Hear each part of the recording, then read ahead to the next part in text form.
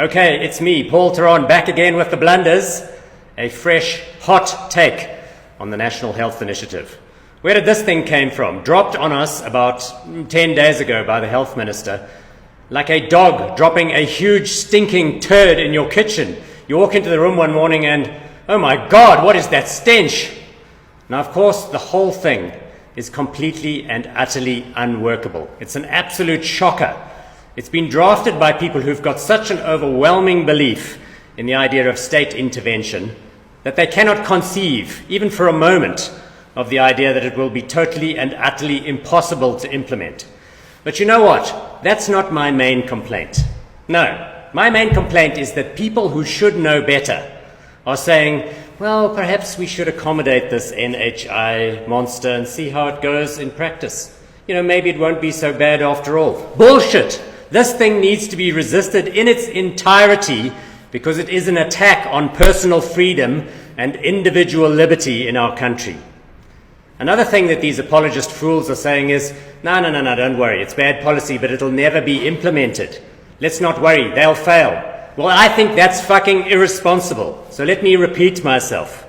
This thing needs to be resisted at its roots because it is an attack on personal freedom and individual liberty in this country. Let's review the detailed subsections of the problem we have.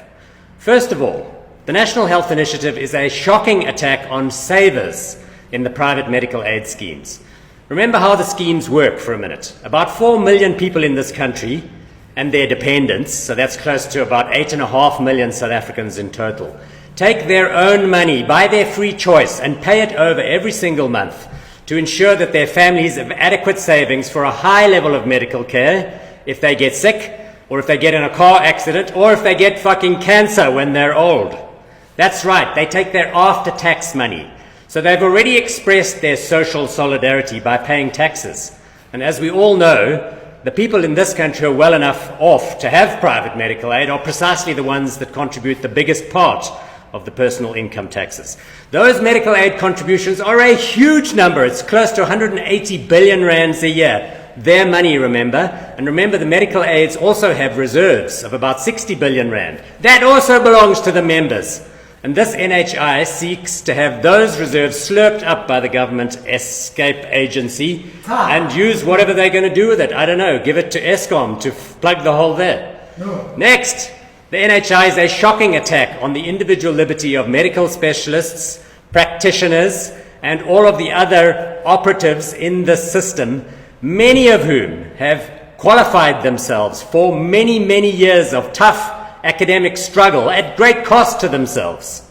These highly valued and, yes, well-paid members of society are now being told that they will henceforth work for the state.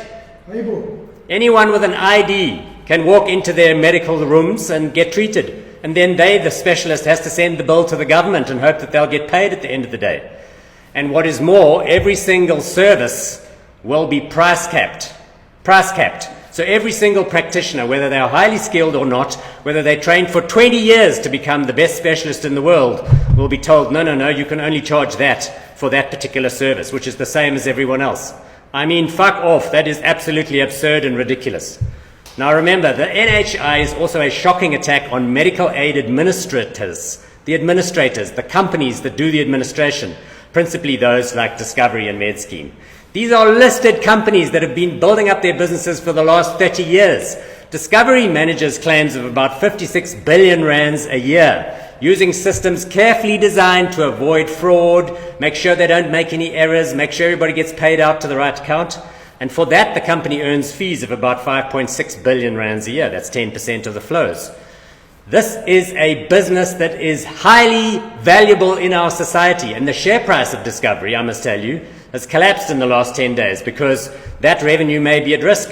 This gargantuan NHI fund, they say they're going to administer themselves, and that lucrative business might fly out of the window. The NHI is also a shocking attack on private hospitals.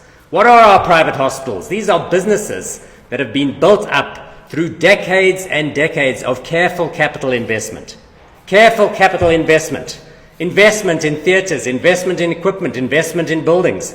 Now they're going to be told by the Minister of Health whether they're allowed to stay open and what they're allowed to charge in their operating theatres.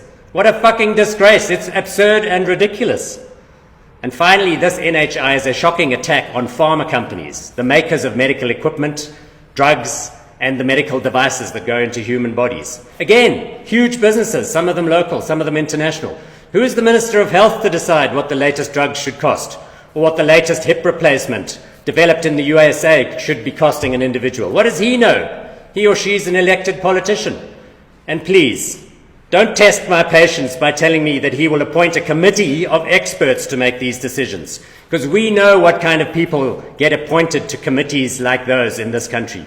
Idiots who are venal and lazy and prone to corruption, that's who. Like I said at the top of the clip, that's why this thing needs to be resisted in its entirety. It's an attack on personal freedom and individual liberty. Why should you not be able to save for your own private or medical care? I mean, if you're going to go down this road, why not ban private schooling or private security? Yes, they can't spend their money on that either. So rich people, no private security, please. Please pay over more money in taxes. And you know what? The government will use it to buy better desks at police stations in your area, and you can just go to hell. No, I don't think so. Let's review another specific and thorny issue here. World-class healthcare costs a lot. The best drugs, the top specialists, the highest-end facilities. Where did the idea come from that every single citizen in the whole world has a basic human right to enjoy such care? It's nonsense. It's just not true. Everybody would love to live in a big house with a great big garden, but they can't. Those people have to go to the park. Everybody would love to drive a fancy car, but they can't. There isn't enough money to go around. People like that have to take the bus. What are we now? Are we Soviet Russia, where someone's going to decide what kind of level of living that people are allowed to enjoy with their own personal savings? Broadly speaking,